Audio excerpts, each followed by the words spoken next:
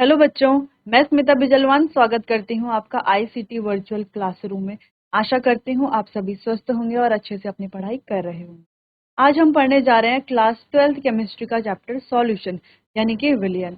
जैसे कि आप सब जानते हैं कि यह चैप्टर हम अपने प्रीवियस लेक्चर में स्टार्ट कर चुके थे। काफी आगे तक हम जो है यहाँ पर पढ़ चुके थे। हमने सारे ही कंसंट्रेशन टर्म्स जैसे कि weight by weight, weight by volume, volume by volume, molarity, molality, mole fraction, ये सारे ही कंसंट्रेशन टर्म्स हमने अपने लास्ट लेक्चर्स में कंप्लीट कर लिए थे। अब हमारा नया टॉपिक है सॉल्युबिलिटी। अपने लास्ट लेक्चर में सॉल्युबिलिटी के बारे में एक जनरल आइडिया हमने ले लिया था, ठीक है। एक थोड़ा सा इंट्रोडक्शन हमने देख लिया था कि सॉल्युबिलिटी क्या होती है। आज इसी को डिटेल में डिस्कस करेंगे और सॉल्युबिलिटी क्या फैक्टर जो है सॉल्युबिलिटी को अफेक्ट करते हैं, ये सारी चीजें आज के लेक्चर में हम पढ़ेंगे। चलिए तो स्टार्ट करते हैं अपना लेक्चर। सबसे पहली चीज है सॉल्युबिलिटी। अब सॉल्युबिलिटी से आप क्या समझते हैं? अब सॉल्युबिलिटी क्या है? जब एक सॉल्यूट और सॉल्वेंट मिलता है, अब क्या होता है? जब एक सॉल्यूट और सॉल्वेंट मिलता है तो क्या बनता है? हमारा सॉल्यूशन बनता है, ठीक। अब हम ये भी पढ़ चुके हैं कि जो सॉल्वेंट होता है उसकी मात्रा क्या होनी चाहिए? अधिक होनी चाहिए। इसकी जो मात्रा है अधिक मात्रा होनी चाहिए। और सॉल्यूट क्या होता है? कम मात्रा में होता है। जिसकी मात्रा अधिक होती है उसे सॉल्वेंट कहा जाता है, जिसकी मात्रा कम होती है उसे सॉल्यूट कहा जाता है, ठीक। इतनी बेसिक चीजें हो गई। चलिए अब आगे बढ़ते हैं, सॉल्युबिलिटी यानी कि घुलनशीलता की बात करते हैं। जैसे कि हम कह रहे हैं कि एक ग्लास वाटर में हमने क्या डाला? एक स्पून शुगर यानी कि एक चम्मच चीनी डाली। उसके बाद हमने इसको घोला तो हमने क्या देखा कि क्या हो गया? ये अच्छे से डिसॉल्व हो गए एक दूसरे में। पानी, चीनी जो है पानी में अच्छे से डिसॉल्व हो गई, तो यहाँ पर सॉल्युबिलिटी हो गई। इसे ही क्या कहेंगे? हम सॉल्युबिलिटी कहेंगे। जहां पर क्या होता है, दो कंपोनेंट यानी कि सॉल्यूट और सॉल्वेंट आपस में क्या हो जाते हैं? घुल जाते हैं, डिसॉल्व हो जाते हैं, उसे ही सॉल्युबिलिटी कहा जाता है, ठीक। इतनी बात समझ में आ गई। चलिए अब आगे बढ़ते हैं। Solubility of a substance is the maximum amount that can be dissolved in a given amount of solvent at specific temperature. अब दूसरी एक डेफिनेशन हम यह भी लिख सकते हैं। यहाँ पर क्या कहा जा रहा है कि कोई भी हमारे पास अगर कंटेनर है, ठीक, उसमें क्या है? सॉल्वेंट दिया हुआ है। अगर माने इसमें क्या है? वाटर है, और इसमें जब हम क्या डालेंगे? जब हम चीनी डालेंगे तो मैक्सिमम अमाउंट जितनी हम चीनी डालेंगे जो कि घुल सकती है इसमें। अगर हम कह रहे हैं कि इस सॉल्यूशन में सिर्फ 5 चम्मच चीनी, जो ये सॉल्वेंट है, ये जो जल है, इसमें सिर्फ 5 चम्मच चीनी घुल सकती है। अगर हम 6वें चम्मच चीनी डालेंगे तो वो घुलेगी नहीं। 6वीं चम्मच चीनी क्या रहेगी? वैसे ही रहेगी। तो 5 चम्मच चीनी तक अगर हम इसमें डालते हैं तो वो घुल जाएगी आसानी से। तो वही क्या है? इसकी सॉल्युबिलिटी है। वही क्या है? इसकी सॉल्युबिलिटी है, ठीक। दूसरी चीज, अगर हम क्या करते हैं यहाँ पर 1 चम्मच चीनी, 6 चम्मच चीनी तो 5 चम्मच चीनी तो हम डाल चुके हैं, जिससे क्या हो गया? ये घुल रहा है। अब जब हम 6वां चम्मच चीनी डालते हैं तो वो घुलेगा नहीं। उसके क्या हो जाएंगे? चीनी के हमें कण यहाँ पर दिखेंगे, प्रेसिपिटेट हमें देखने को मिलेगा। यहाँ पर क्या देखने को मिलेगा? प्रेसिपिटेट देखने को मिलेगा, ठीक।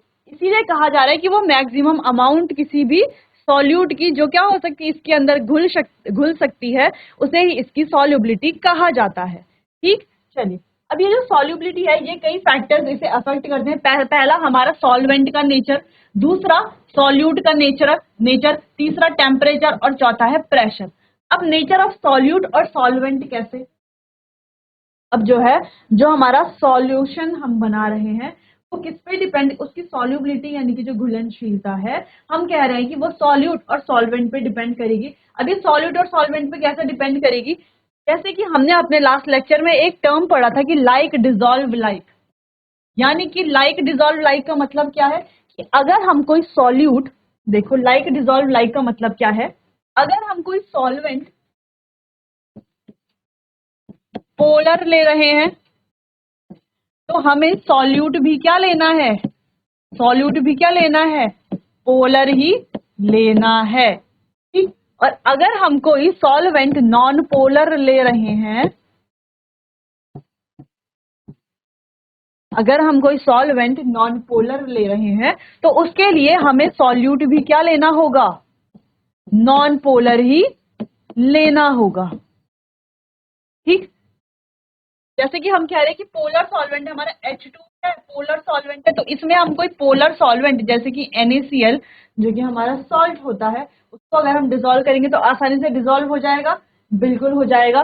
वहीं अगर हम यहाँ पर किसी नॉन पोलर सॉल्वेंट की बात करें तो क्या NaCl हमारा नॉन पोलर सॉल्वेंट में डिसॉल्व होगा? नहीं ना, इसीलिए क्या कहा जा रहा है, लाइक डिसॉल्व लाइक, यानी कि पोलर सॉल्वेंट में पोलर सॉल्यूट और नॉन पोलर सॉल्वेंट में नॉन पोलर सॉल्यूट।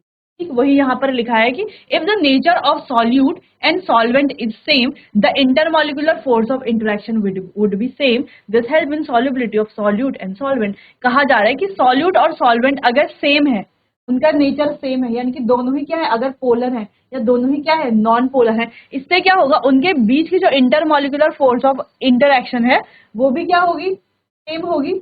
ठीक, जब हमारे जो हमारे सॉल्यूट और सॉल्वेंट है, उनकी प्रवृत्ति, उनका नेचर, उनकी प्रकृति जब सेम होगी, यानी कि दोनों ही पोलर होंगे या दोनों ही नॉन पोलर होंगे, तो उनके बीच की जो force of intermolecular force of interaction है वो भी क्या होगी, सेम होगी। जब intermolecular force of interaction same होगी, ये क्या करेगा, उनको घुलने में मदद करेगा, सॉल्यूट को सॉल्वेंट के साथ घुलने में क्या करेगा, मदद करेगा। कौन मदद करेगा, उनके बीच की जो इंटरमॉलिक्यूलर फोर्स ऑफ इंटरेक्शन। ठीक, इतनी बात समझ में आई कि अगर हमने दो सेम क्या लिए हैं, सॉलिड और सॉल्वेंट, दोनों का नेचर क्या है, सेम है, यानी कि दोनों ही अगर पोलर हैं और दोनों ही क्या है, नॉन पोलर हैं, तो उनके बीच की जो इंटरमॉलिक्यूलर फोर्स ऑफ इंटरेक्शन होगी वो भी क्या होगी, सेम होगी, जिस वजह से वो क्या करेगी, आपस में एक दूसरे को हेल्प करेगी, डिसॉल्व होने में, घुलने में, सॉल्युबल होने में एक दूसरे को हेल्प करेगी।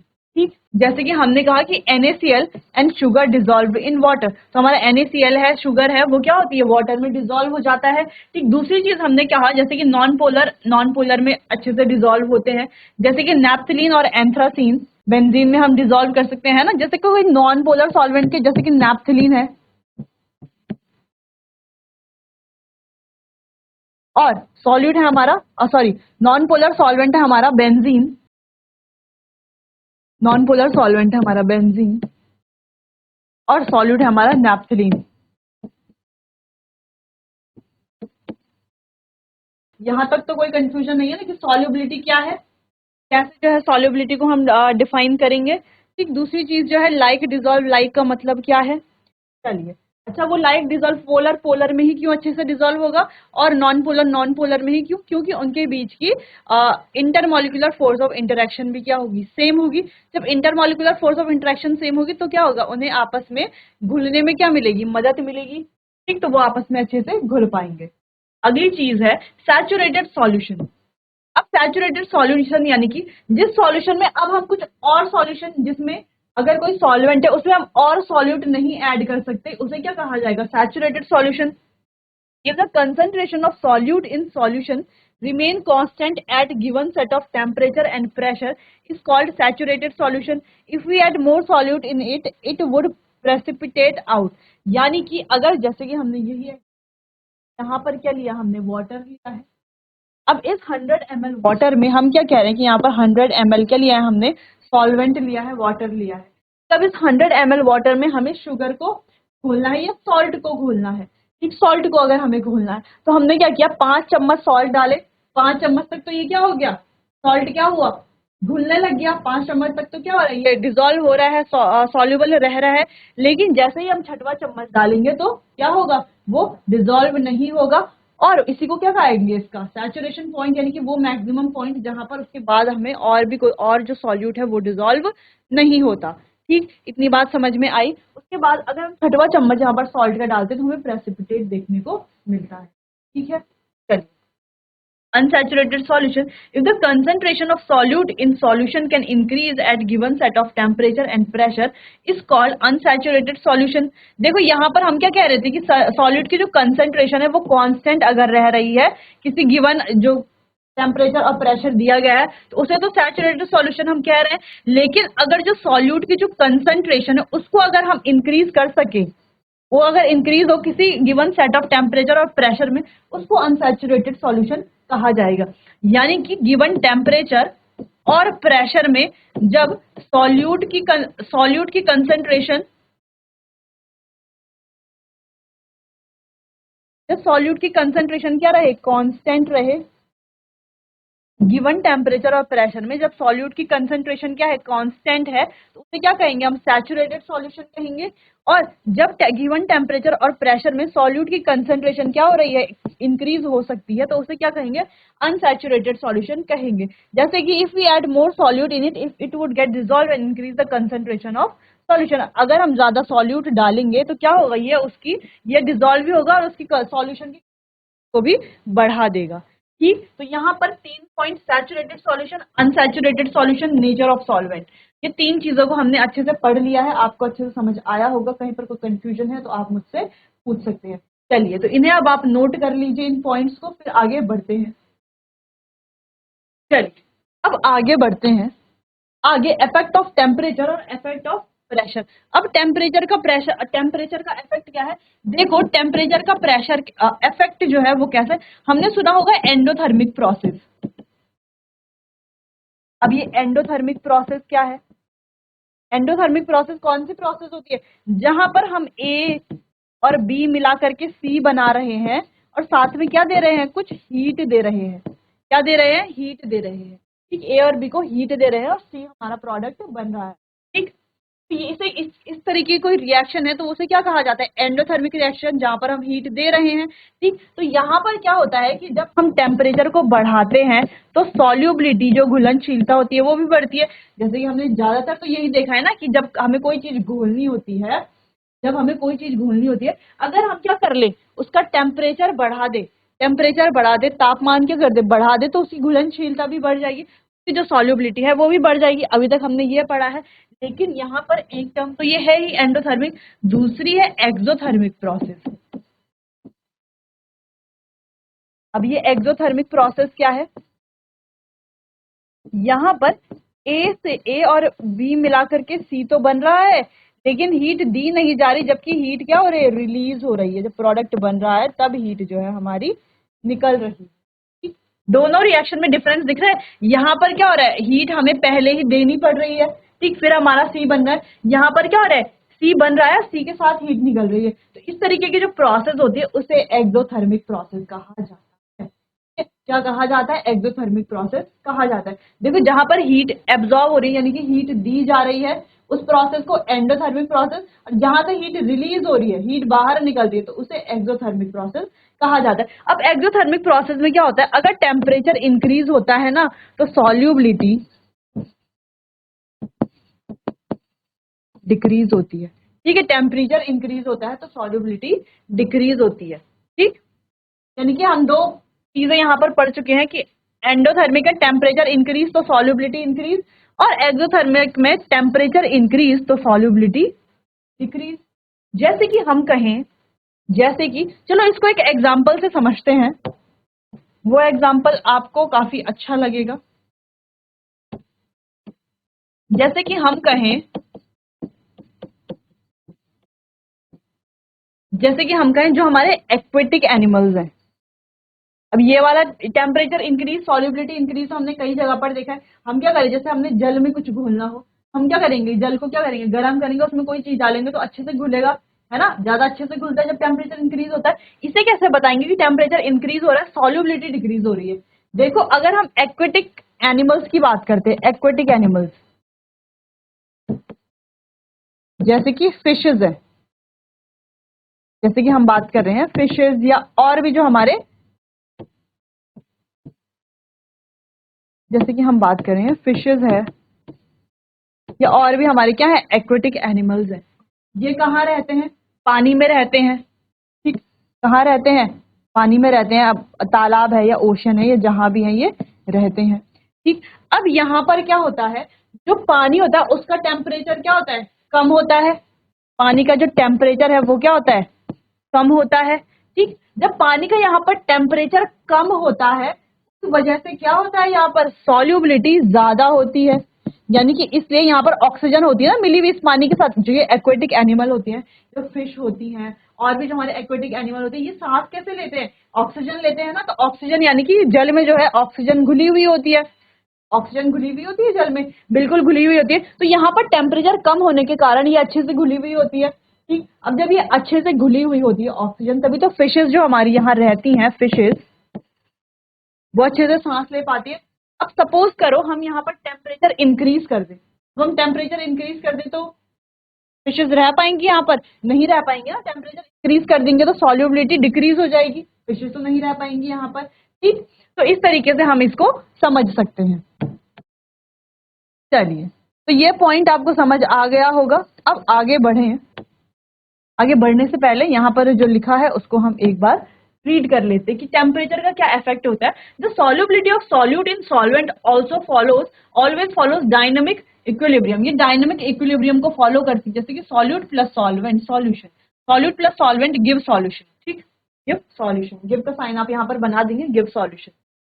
It follows Lee Chatelier principle for change in temperature at dynamic equilibrium. If the solution is formed by giving heat, अगर कोई solution ली चैटलियर के प्रिंसिपल पे ये बनी हुई है, ये ली चैटलियर का जो प्रिंसिपल है इसको ये फॉलो करती है। ठीक, तो यहाँ पर भी दो चीजें हैं। पहली चीज क्या, अगर क्या गिविंग हीट, अगर हीट क्या कर रही है वहां से बाहर निकल रही है, इसका मतलब क्या है, दिस सॉल्यूशन इज एंडोथर्मिक, यानी कि by increasing the temperature the reaction will proceed in forward direction, solubility of solute increase. यानी कि ऐसी रिएक्शंस में क्या होगा, जो एंडोथर्मिक रिएक्शंस होगी वहां पर क्या होगा, by increasing the temperature the reaction will proceed in forward direction and solubility of solute increases. Solubility क्या होगी, इंक्रीज होगी। If the heat is release in formation, अगर हीट क्या हो रही है, रिलीज हो रही है, इसका मतलब क्या है, ये एक्सोथर्मिक रिएक्शन है। क्या है, एक्सोथर्मिक रिएक्शन है। By increasing the temperature the reaction will proceed by increase, exothermic में क्या होगा, by increasing the temperature, temperature जब हम इंक्रीज करेंगे तो reaction will proceed backward direction and solubility of solute decreases. Solubility क्या होगी, डिक्रीज होगी, जो कि हमने यहाँ पर पढ़ा, दो पॉइंट्स में हमने यहाँ पर पढ़ा, वही यहाँ पर लिखा हुआ है। क्या लिखा हुआ है यहाँ पर, देखो यहाँ पर क्या लिखा हुआ है कि कोई भी एंडोथर्मिक रिएक्शन है, एंडोथर्मिक रिएक्शन और एक्सोथर्मिक रिएक्शन है। तो क्या लिखा है यहाँ पर, एंडोथर्मिक में by increasing the temperature, temperature जब हम इंक्रीज करेंगे तो फॉरवर्ड डायरेक्शन में रिएक्शन बढ़ेगी और सॉल्युबिलिटी भी क्या होगी, इंक्रीज होगी। यानी कि temperature increase, solubility increase, T से यहाँ पर टेम्परेचर है, यानी सॉल्युबिलिटी। वहीं एक्सोथर्मिक की बात करें तो क्या लिखा हुआ है यहाँ पर, बाय इंक्रीजिंग टेम्परेचर, टेम्परेचर अगर हम इंक्रीज करेंगे तो the reaction will proceed backward and the solubility of solute decrease है, तो रिएक्शन बैकवर्ड को चलेगी और सॉल्युबिलिटी क्या होगी, डिक्रीज होगी। ठीक, इतनी बात समझ में आई। इस पूरे का यही यहाँ पर एक ये पॉइंट इससे बन रहा था। ठीक, अब अगली चीज है इफेक्ट ऑफ प्रेशर। अब प्रेशर का क्या इफेक्ट है, देखो pressure has no significant effect on solubility of solid in liquid. अब प्रेशर का सॉलिड इन लिक्विड में तो कोई भी इफेक्ट नहीं है, लेकिन गैसेस में इफेक्ट है, वो हम आगे पढ़ेंगे, जो कि एक बहुत इंपॉर्टेंट टॉपिक हमारा यहाँ पर बनेगा अभी। तो इससे पहले आप यहाँ तक ये इफेक्ट ऑफ टेम्परेचर और इफेक्ट ऑफ प्रेशर आप अच्छे से नोट कर लेंगे। साथ ही आपको ये भी नोट करना है और ये भी नोट करना है, जिससे आपको ये ध्यान रहे और आप इसको, ठीक, चलिए तो नोट कीजिए, फिर आगे बढ़ते हैं। चलिए, तो अभी हमने क्या पढ़ा कि प्रेशर का जो है कोई सिग्निफिकेंट इफेक्ट नहीं है ऑन सॉल्युबिलिटी ऑफ सॉलिड और लिक्विड। द्रव और ठोस में क्या है, इसका कोई ज्यादा इफेक्ट नहीं है, लेकिन हमने क्या बोला कि गैसेस में इसका इफेक्ट पड़ेगा। कैसे इफेक्ट पड़ेगा, इसको आगे हम देखते हैं। Solubility of gas in a liquid, तो गैस में लिक्विड की सॉल्युबिलिटी का कैसे इफेक्ट पड़ेगा, देखो nature of solute and solvent पे डिपेंड करेगा, प्रेशर पे डिपेंड करेगा, टेम्परेचर पे डिपेंड करेगा। चलिए, solubility of gas in liquid is also somewhat affected by nature of solute and solvent. जो सॉल्युबिलिटी है गैस की लिक्विड में, अब देखो गैस लिक्विड में सॉल्युबल हो जाती है क्या, क्या हम गैस को लिक्विड में सॉल्युबल कर सकते हैं, कर सकते हैं। जैसे हमने सोडा वाटर देखा है, सोडा वाटर क्या है, उसमें क्या है, कार्बन डाइऑक्साइड गैस ही तो है ना, कार्बन डाइऑक्साइड गैस, तो कर सकते हैं हम डिसॉल्व, कर सकते हैं। देखो अगर हम कोई बीकर लें, इसमें क्या है, यहाँ पर वाटर है, इतने में क्या है, वाटर है, ठीक, और यहाँ पर हमने एक पिस्टन लगाई है, ठीक है, ये पिस्टन है यहाँ पर, ये रही पिस्टन। यहाँ क्या है, गैस के मॉलिक्यूल, कौन सी गैस है यहाँ पर, CO2 गैस, क्या है, यहाँ पर CO2 गैस है, यहाँ पर हमारा H2O है, वाटर है। अगर हम इस पिस्टन को क्या करते हैं, दबाते हैं, पिस्टन को क्या करते हैं, दबाते हैं। जब ये पिस्टन दबेगी, इसको प्रेस करेंगे, नीचे तक ले जाएंगे तो कुछ ऐसा बनेगा। ये देखो, ये पिस्टन है, तो पिस्टन को, ये हमारा पूरा वाटर था, ये पिस्टन यहाँ ऊपर थी, पिस्टन को हम यहाँ ले आए दबा करके, पिस्टन दब गई तो यहाँ पर H2O के साथ क्या है, CO2 क्या हो गई, मिल गई, है ना, घुल गई, इसके साथ डिजोल्व हो गई। ठीक है, तो कैसे हुई ये डिजोल्व, जब हमने क्या किया, इसको ऊपर से प्रेशर इसमें डाला तो गैस जो है लिक्विड में सॉल्यूबल हो गई, गैस जो है लिक्विड में जाकर के डिजोल्व हो गई, मिल गई। ठीक, चल, तो नेचर ऑफ सॉल्यूट और सॉल्वेंट पे भी ये डिपेंड करता है। पहला, solubility of gas in liquid is somewhat affected by nature of solute and solvent। Solute और सॉल्वेंट के नेचर पे डिपेंड करता है। दूसरी चीज, oxygen dissolve only a small extent in water but HCl is highly soluble in water because of polar nature of solute and solvent।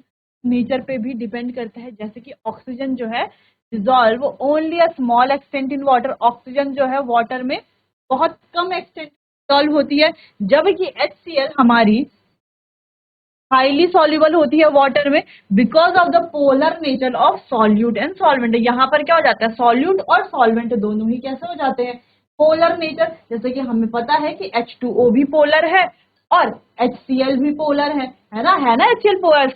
Chlorine क्या है, अरे HCl पोलर है या नहीं है, कैसे पता चलता है पोलैरिटी के बारे में, HCl, Cl क्या है, ज्यादा इलेक्ट्रोनेगेटिव है, ये क्या है, इलेक्ट्रोपॉजिटिव है, जिस वजह से इलेक्ट्रोनेगेटिविटी यहाँ पर है, तो ये क्या करेगा, इलेक्ट्रॉन्स को अपनी तरफ खींचेगा, इलेक्ट्रॉन को अपनी तरफ खींचेगा, इसलिए इसमें डेल नेगेटिव चार्ज क्या होगा, डेवलप होगा, जिस वजह से क्या होगा, एक पोल बन जाएगा इसकी तरफ को।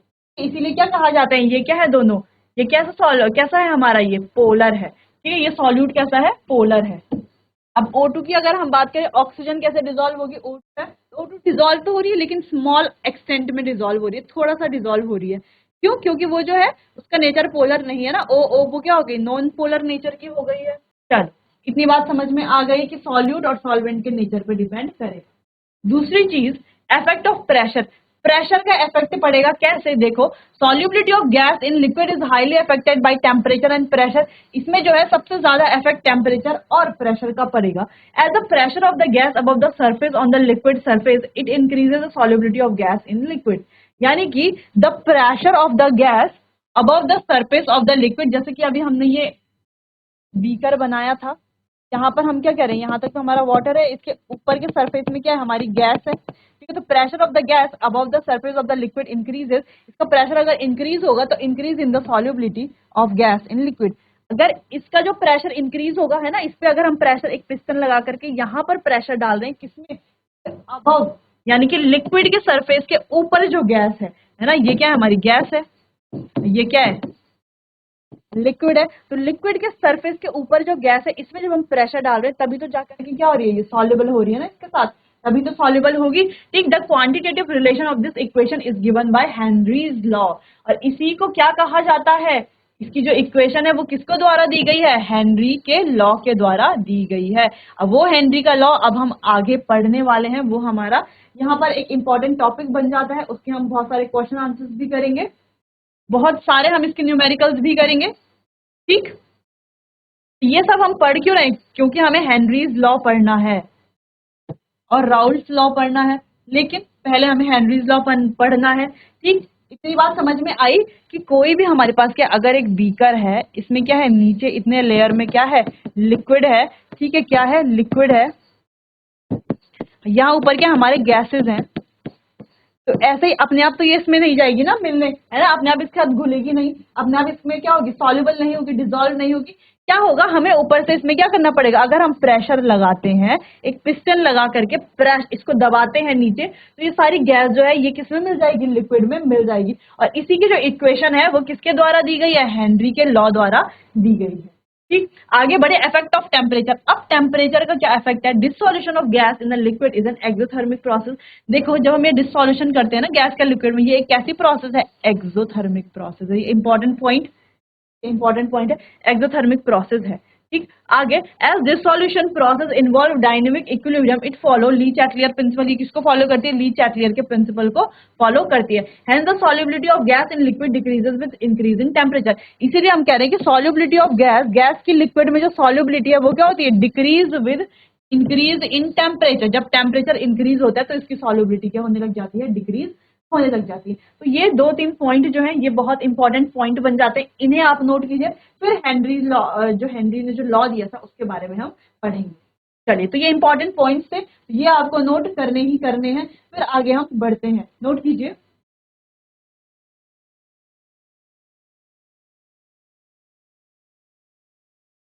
चलिए, अब स्टार्ट करते हैं हमारा आज का सबसे इंपॉर्टेंट टॉपिक जो है हेनरीज लॉ, जो है हेनरीज लॉ। अब हेनरी का लॉ हमें पढ़ना है। अब हेनरीज लॉ है क्या? हेनरीज लॉ सेम यही कि जो हमारे पास अगर कोई कंटेनर है, इसमें क्या है, यहाँ पर इस एरिया में क्या है? लिक्विड है ना, हमारे पास क्या है? कोई भी लिक्विड है,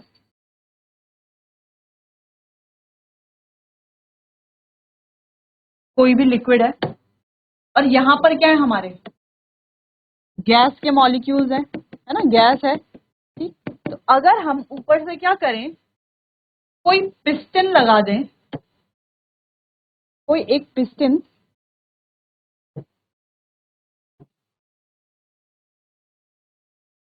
इस प्रकार से कोई पिस्टन लगा दें। अब ये पिस्टन को क्या होगा? अब जब ये पिस्टन जो है दबेगी, इसको क्या करेगी? सिर्फ प्रेशर डालेगी, तो प्रेशर डाल के क्या होगा? ये नीचे की तरफ आएगा। जब ये नीचे की तरफ आएगा फिर हमें क्या देखने को मिलेगा? जब ये नीचे की तरफ आएगा फिर हमें क्या देखने को मिलेगा? कि ये जो लिक्विड है, ये जो लिक्विड है, क्या देखने को हमें मिलेगा? कि ये जो लिक्विड है इसमें क्या आ जाएगा? ये जो गैसेस के जो मॉलिक्यूल्स है ना, ये इसके अंदर आ जाएंगे। क्या आ जाएंगे? गैस इसके अंदर मिल जाएगी। और इस प्रकार से यहाँ पर हमारी पिस्टन अगर आ गई है, ठीक है, यहाँ पर आ गई है पिस्टन, तो यहाँ से हमें क्या देखने को मिलेगा? कि इस तरीके से ये जो गैसेस के मॉलिक्यूल्स है इसके अंदर आ गए। तो इसी के लिए हेनरी ने क्या लिए थी? अपनी एक इक्वेशन दी थी, जो कि है हमारी ये इक्वेशन। ये हमें यहाँ पर पढ़ना है कि क्या होता है, हेनरी का लॉ क्या है, इसे हम समझेंगे। साथ ही इसके क्या न्यूमेरिकल्स हैं जो एग्जाम में भी आते हैं, ये भी हम अच्छे से पढ़ेंगे। इसे हम कंटिन्यू करेंगे अपने आने वाले अगले सेशन के लिए। आज के लिए बस इतना ही। कोई कंफ्यूजन है तो आप मुझसे पूछ सकते हैं। चलिए, तो मिलते हैं अपने आने वाले अगले सेशन में। तब तक के लिए आपका बहुत बहुत धन्यवाद।